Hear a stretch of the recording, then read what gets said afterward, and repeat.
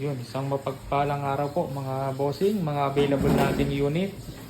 Puro mga malalapat bolt action, wala po tayong available na hammer. Ayan po. Ito po 27 long barrel po siya, unit only, walang silencer. Maganda to, paniksay. Pistol rifle. Sasabihin ko po yung price pakitapos po yung video. Yan. Tapos yun na lang po yung mga available natin. Tatlong unit and silencer. Yung isa dyan meron may-ari kay Sir Joseph Rivera po ng Ilocos. Joseph Rivera po, Sir, pipili ko po kayong magandang tumama dito sa apat na to. Yun po yung papadala natin. Yun kay Sir TJ. Tapos ito naman yung nakabalot na PCP. Ito kay Sir TJ, unit and CO2 tank. Tapos kay Sir Joseph, isa. Tapos meron pa tayong tatlo. Tsaka pistol rifle. Presyo nito mga bossing, 19.5 complete set na unit, silencer, scope. Yung scope pero po yan sunshade kung gusto nyo lagay ito para humaba po siya. Yan, pwede po.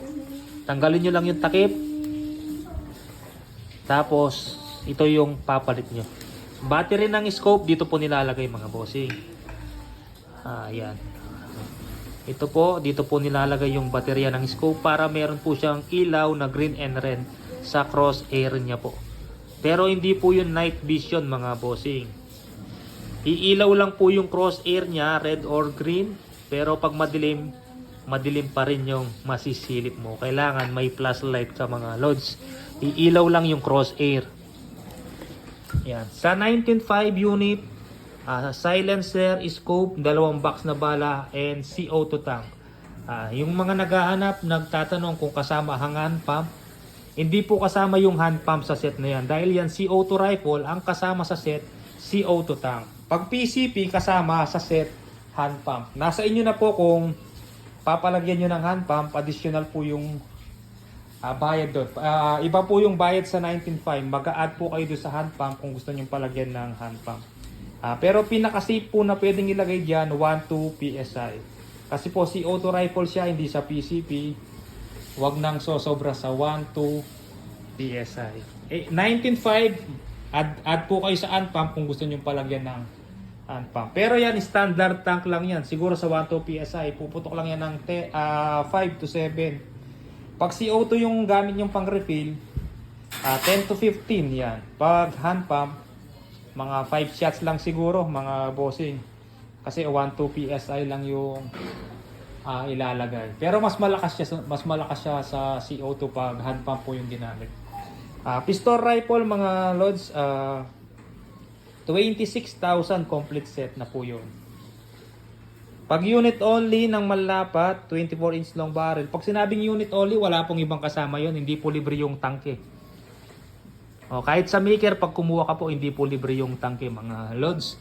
Pag unit only, walang scope, walang silencer, walang tangke. Meron lang po kayong isang libre na bala. 14,000 unit only. Ito 14.5, mas mahal siya ng 500 kasi 27 long barrel. Yan po. COD po tayo. Sa 19.5, babayaran nyo po sa rider pagdating ng unit nyo. Pero bago ko padala yung unit, iset up, kukunin ko muna yung shipping fee. Ang shipping fee mga lods, nasa 1.5 pag COD. Pag regular na pinadala, hindi COD, nasa 700, mga ganyan lang po mga bossing. Medyo mahal po yung shipping fee pag COD, depende sa total price. Pag mas malaki yung total price, tumataas po yung shipping fee. Kagaya ng mga PCP, tumataas ang presyo, mga 1.8 to 2,000 na po yung shipping fee niyan. Yan, meron pa tayong dalawang frame type na PCP, big boy tank, tsaka apat pala na unregulated. Bali tatlo na lang kasi nakaparapol po yung isa. Mga gustong sumali po, 350 pesos po per slot. Unregulated PCP, complete set na din po yan, kasama scope tsaka hand pump. Ganito po yung pinaparapol natin. Complete set, 350 per slot. Mga gustong sumali, PM po sa Facebook. Mandap Sporting Goods. Yan. Kasi kung magko-comment po kayo mga boss, hindi ko kayo masasali kasi hindi ko po alam yung Facebook nyo, yung account nyo. Pero kung nag-PM po kayo, madali ko po kayong may add sa GC.